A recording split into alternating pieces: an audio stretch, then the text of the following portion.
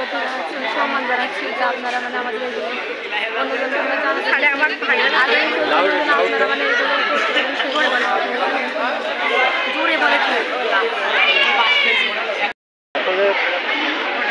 বর্তমান সরকারের যে শারদীয় উৎসব উদযাপনের যে অংশ তারই অংশ হিসেবে আমাদের ছেলে মেয়েরা নবান্ন পিঠা উৎসবের আয়োজন করেছে, যাতে এই উৎসবটাকে আরও প্রাণবন্ত হয় এবং মনোমুগ্ধকর হয় এবং এর আলোকে আলোচনার ভিতরে তাদের তারুণ্যতা আরও জাগ্রত বোধ হয় এবং এই উদ্যোগকে সাফল্যমণ্ডিত হোক তা আমি আশা করি। আর এর সাথে সাথে প্রতি বছরই এরকম ভাব একটা অনুষ্ঠান আরও ভালোভাবে করা যায়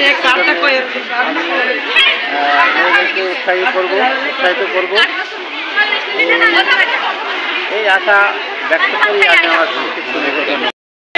2025 সালে পিঠা উৎসবে আমাদের দোকানে বিভিন্ন ধরনের পিঠা বানানো হয়েছে, যেমন পাটিসাপটা, কদম ফুল, জামাই পিঠা ইত্যাদি। আমরা রাত থেকে পিঠা বানিয়েছি। আমাদের এই পিঠা এই দোকানে শিক্ষকদের খাওয়া দেয় অনেক ভালো হবে মনে করি। আমাদের দোকানটাই অনেক বেস্ট হবে। আসসালামু আলাইকুম।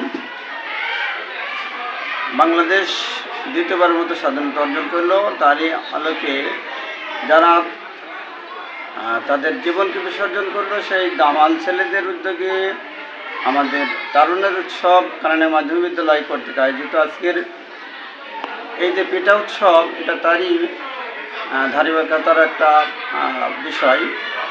এখানে আপনারা দেখতে পাচ্ছেন আমাদের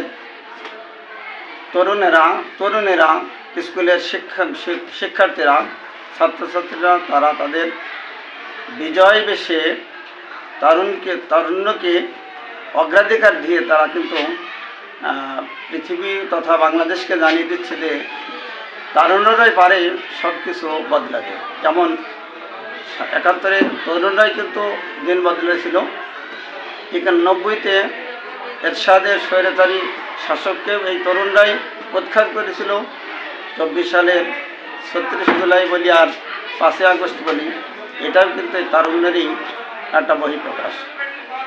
তারই ধারাবাহিকতা কানাইন মাধ্যমিক বিদ্যালয় আজ তারুণ্যের উৎসব পিঠার এবং বিভিন্ন খেলাধুলা সাংস্কৃতিক অনুষ্ঠানের মধ্যে দিয়ে পালন করছে।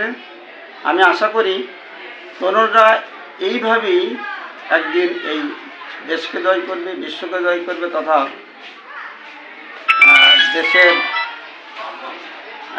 দেশ গড়ার কারিগরে দেশ গড়ার আপামর দেশ গড়ার লক্ষ্যে তারা কিন্তু এগিয়ে যাবে, এই আশাবাদী আমি ব্যক্ত করি।